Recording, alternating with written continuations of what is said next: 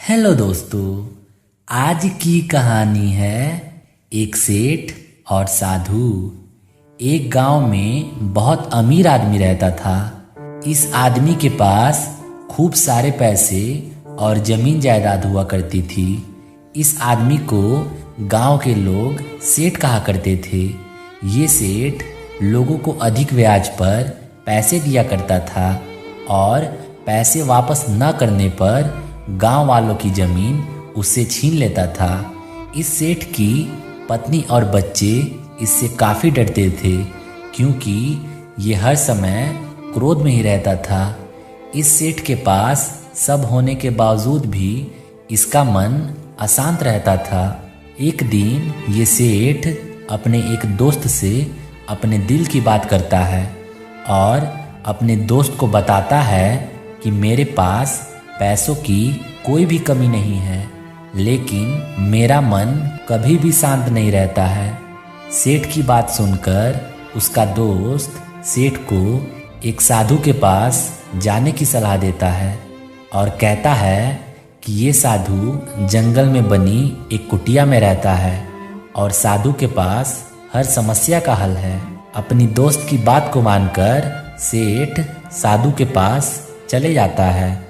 जब ये सेठ साधु के यहाँ पहुँचता है तो देखता है कि ये साधु एक छोटे से कुटिया के अंदर बैठा होता है और अपने शिष्य के साथ हंसी मजाक कर रहा होता है। इस साधु को इतना खुश देख ये सेठ सोचता है कि इसके पास कुछ भी नहीं है और ये एक कुटिया में रहता है, लेकिन फिर भी कितना खुश है। और एक मैं हूँ जो इतने बड़े घर में रहने के बाद भी अशांत महसूस करता हूँ। साधु सेठ से कहता है, तुम्हें क्या चाहिए? सेठ साधु को बोलता है, मुझे शांत चाहिए। मेरे पास धन दौलत की कोई भी कमी नहीं है, लेकिन इसके बाद भी मेरा मन शांत नहीं रहता है। ये साधु सेठ की बात सुनकर अपनी कुटिया से बाहर निकलता है और सेठ भी साधु के पीछे पीछे जाने लगता है। साधु अपनी कुटिया के बाहर आग जलाता है और उस आग के अंदर कुछ लकड़ियों को डाल देता है। जैसे जैसे साधु लकड़ियों को आग में डालता है, आग और बढ़ जाती है। तभी सेठ साधु से पूछता है, महाराज, क्या आपके पास मेरी समस्या का कोई हल है? साधु सेठ की बात सुनकर कहता है, जो ये आग जल रही है यही तुम्हारी समस्या का हल है।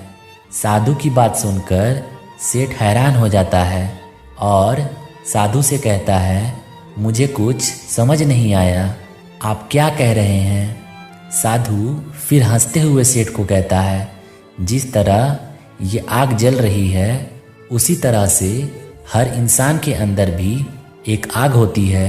अगर उस आग में तुम क्रोध और लालच की लकड़ी डालते हो तो तुम्हें हमेशा ही अशांति मिलती है, जबकि अगर तुम प्रेम की आहुति देते हो तो तुम्हारा मन हमेशा शांत रहता है।